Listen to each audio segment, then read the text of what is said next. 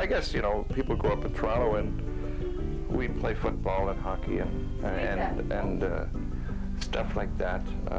And then you go to university naturally and you play more football, hockey, lacrosse. And all of a sudden you're studying and you're in geography and, you know, they're saying, well, you know, let's take a look at apples and let's take a look at bananas. And I know that the price is approximately the same. And I said, geez, you know, you start to say, well, why is that? They bring the bananas like 3,000 miles or 10,000 miles and they're the same price. Well, something's got to be. And then you get into comparative studies and all of a sudden you're really wondering why your life is the way it is compared to other people's lives in those countries. So what happened was we had initially, you know, decided that probably only 4 or 5 would go, and then all of a sudden we had 3 vans. So we said, let's expand it, and from there people showed interest, and all of a sudden we had 17, you know.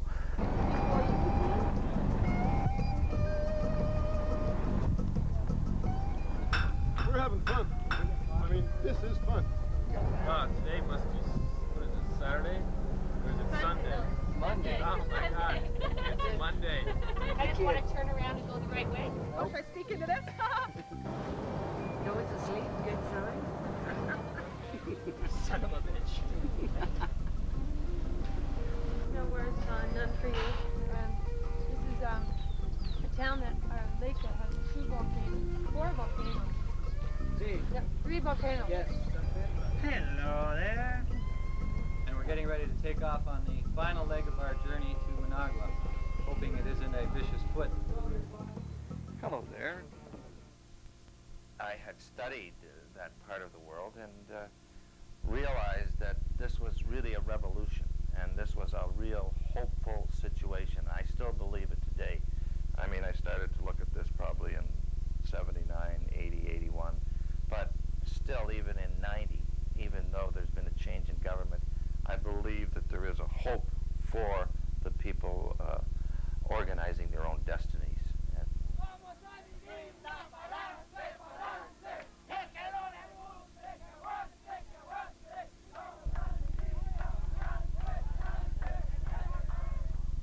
We went directly after the election. Therefore, the Ministry of Education is going to be in a very different political situation than it was prior to the election.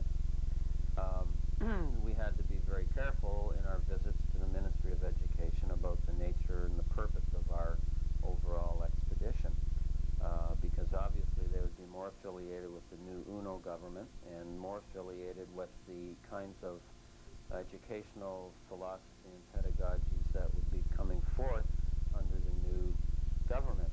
And most of us would be much more in tune with popular educators in Nicaragua, and there's a huge struggle going on right now with the popular educators and the Ministry of Education. Most people thought with the election loss, and Sandinistas lost the election, that these kinds of things would not occur. And a lot of people at that point gave up and said we shouldn't go, and a few of us said let's go. And I think the fact that we went and came back has inspired people to say, well, it's okay to go, and maybe we'll go. And I think it's a romantic idea. Travel by land from Toronto to Managua. And most people I tell that to say, well, you know, didn't you have to cross an ocean or something? Like, people, it's far away and they don't realize we're on the same landmass. We're all Americans. You know? One doesn't plan one's life. I think one lives one's life. My father, he didn't come right out and say it, but he made it, you know, he implied it very, very, very clearly that I was going on this trip because I needed somebody who spoke Spanish. Well, when my father sort of brought it to all of us, it wasn't full, but we were all really excited about it originally, so it wasn't like a choice, it was just basically always there. Initially, when I knew that everybody was going, I was a little, you know, what the hell am I doing? I'm 20 years old and I'm traveling with my family, like who would do something that crazy? Well, I didn't choose to do it with my family. I just thought it would be exposure to different cultures, different places, and it's not the tourist kind of places, like you would see more of what actually happens. Also, I wasn't very knowledgeable about the politics in a number of these places, and I learned a lot that way. I guess Donnie was involved somehow with this raising money for trucks to Nicaragua, and I said, yes, right off the bat, sure, I'd love to go. I thought it'd be a great trip. It's 2 trips, road trip, and then there's in Nicaragua, and I was in Nicaragua to learn.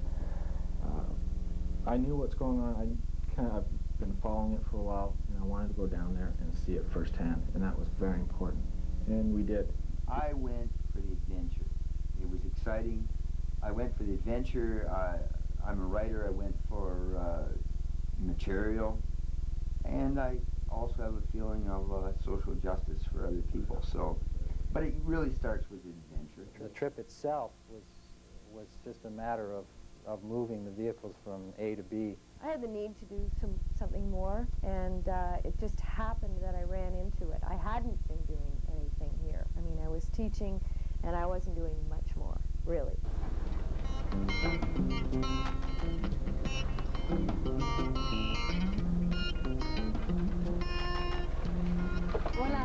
I think the common ground on the trip was we were doing an exposure to Latin America, Central America. When you have 17 different personalities and 17 different agendas, you have to keep something in perspective. You have to keep some common ground. I enjoyed the cut and the thrust and the give and the take of the people. They were fascinating.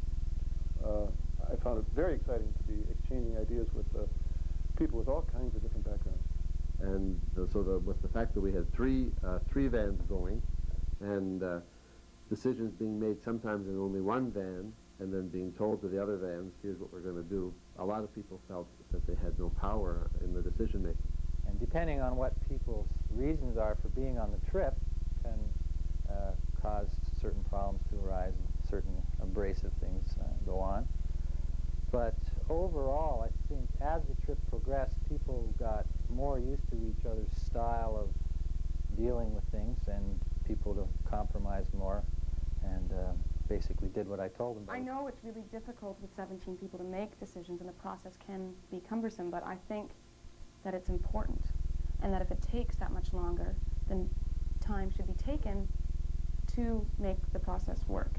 And it may be difficult, and I know it's a lot easier to work from a top-down kind of process, but it's worth it. I think it's important that you make sure that somehow you set up some form of justice system, if you want to call it that, for administration and decision making.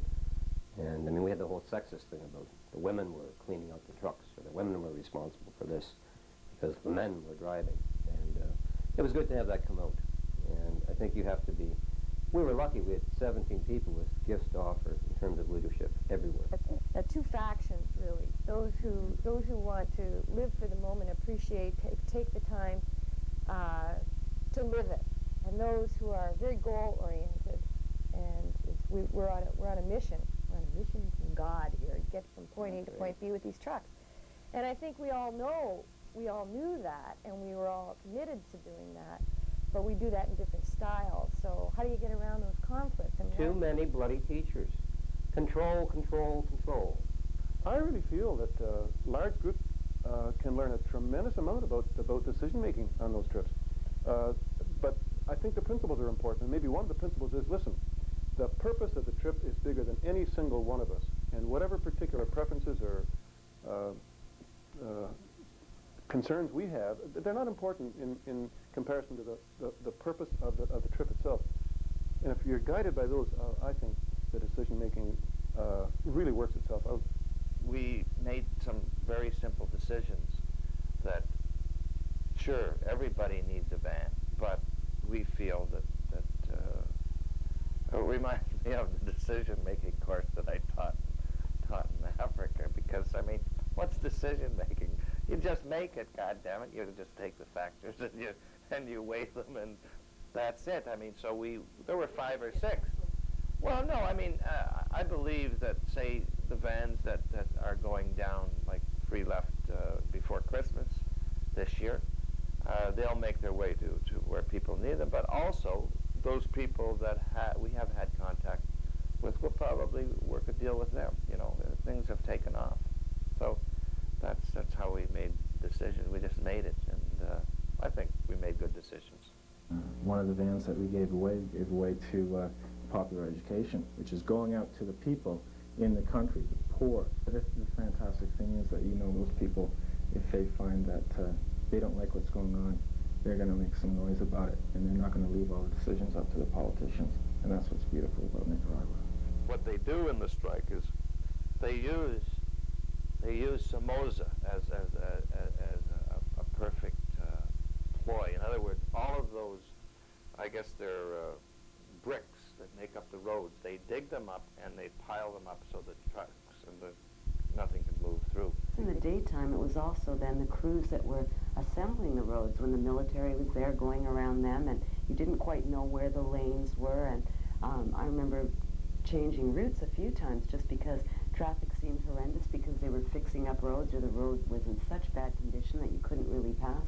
You know, the Army had to make sure that nothing was torn up, particularly during the day, but at night apparently they were helping them tear them up. You know, so the strike closed it all down, and I mean, this was a new experience for us because we don't understand how to close the place down. Can we keep going? Yeah.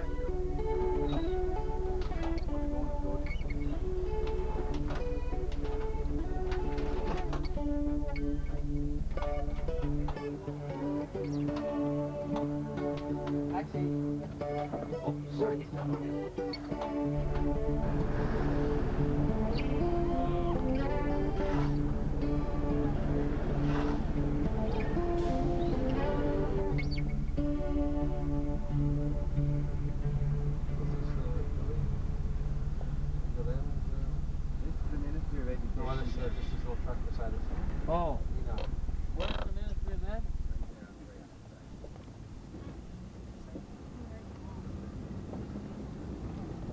You think I got a chance in there, Ed, if I play kind of dumb?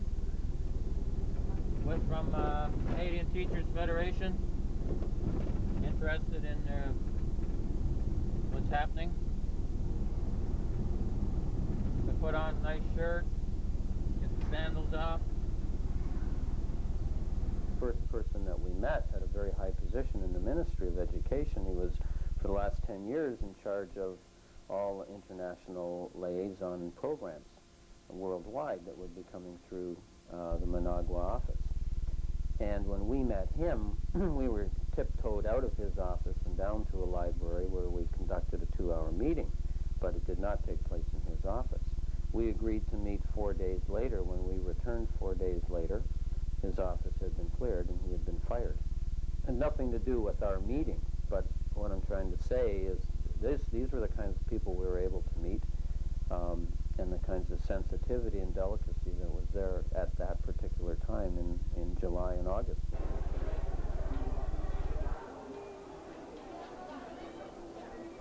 I was very impressed with the people in Nicaragua. In the other countries, I felt really, they were very sad. I just felt a feeling of sadness in Guatemala especially. And I think that was the country where the church, the military, and the institutional church, the military, and the corporate U.S. corporations have really gotten a hold of the country. The other half of the church that I saw, or the other division of the church, was the church in touch with the poor. And these were the people in the parishes, these were the nuns, the priests, the lay leaders, whose commitment was to an agenda of social justice and an attempt to try to create new conditions of life that would give the poor some sense of dignity and some sense of the possibility of surviving in a very hostile environment. So I was impressed with that church. I just found that those people were the real heroes. Those are the people that are causing change in Central America, and those are the people, to me, that provide any possibility of hope that something will happen down there. The institutional church, unfortunately, is controlled by a very narrow, very conservative, very hierarchical group of people, and they're not about to give up that power. And I continue to work for that group within Nicaragua who will deliver the goods to those people who need them the most. And I think that's what Trucks to Nicaragua is about, is getting the trucks, getting the aid to the people. And when we say to the people, really the arm that still allows that to happen are those Sandinista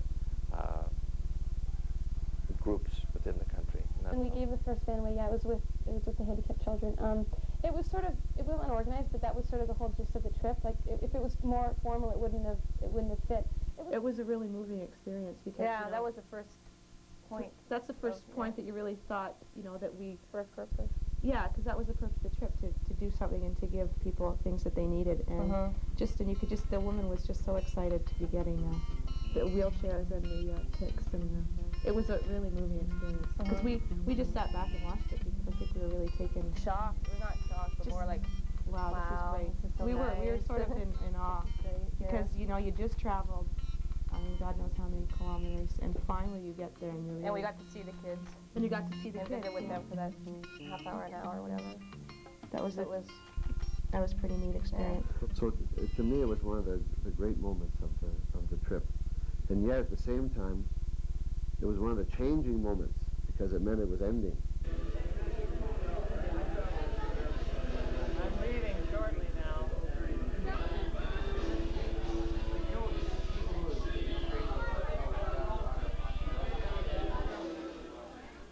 And because the Bobby Sands experience, where you have an Irish IRA bar in the middle of Managua, asked me the question, is there a comparison between what's going on in Nicaragua and what's going on in Ireland? And the answer was yes.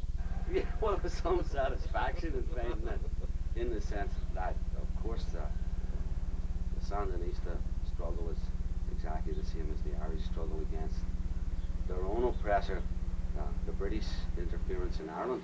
Bobby Sands, Bobby Sands, Bobby Sands, you look out of place, and there's brothers in arms, and they're wearing your face, and their sisters are smiling with their guns and their grace. Wipe the tears from your eyes and march at their pace. Bobby Sands, Bobby Sands, Bobby Sands. We're marching down to participate in the anniversary of the revolution, July 9th. We went down with an Irish lodge from the Bobby Sands pub, and we marched down with our Irish flag, and we joined in with the FSLN crowd.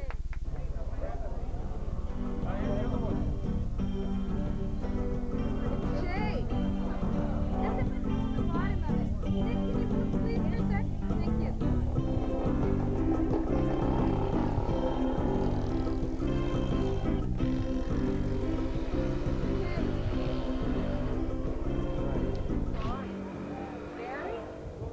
It was really great. It seemed like it was a community kind of gathering point. Like, so it didn't turn out to be just us and the few Irish people and this man. It was a community thing. And as we went off, gathering. It was really great.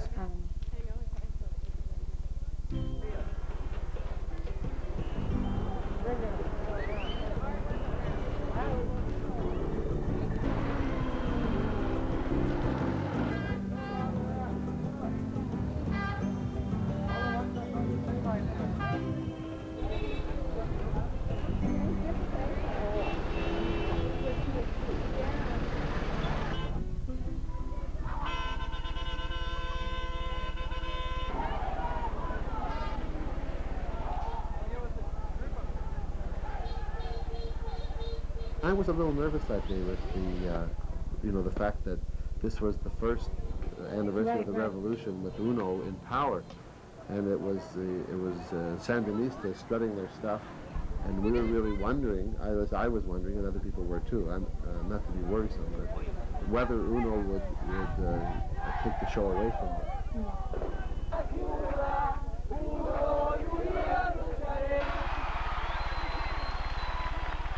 The crowd, we were just herded in, and it got out of control, and we've got the camera on our shoulder, and we were just trying to get everything we could get, and all of a sudden I thought something pretty rough here, and nobody was going anywhere, and so I got a little bit nervous about that, and Jean had to pull me out, and we had to find another location.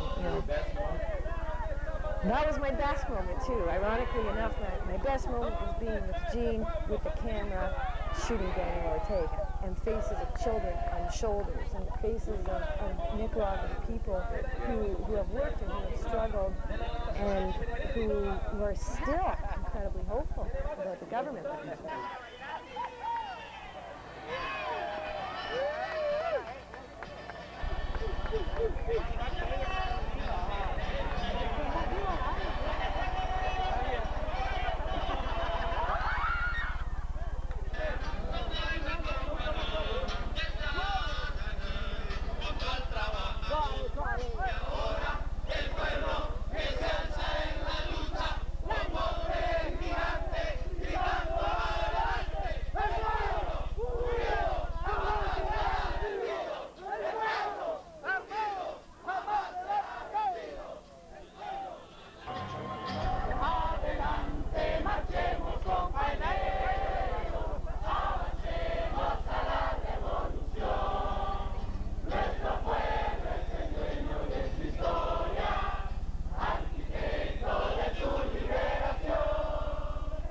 So the people voted not against the Sandinistas, but for basic peace. Who wants to see their children go into the mountains and get killed? Adelante, marchemos, compañeros.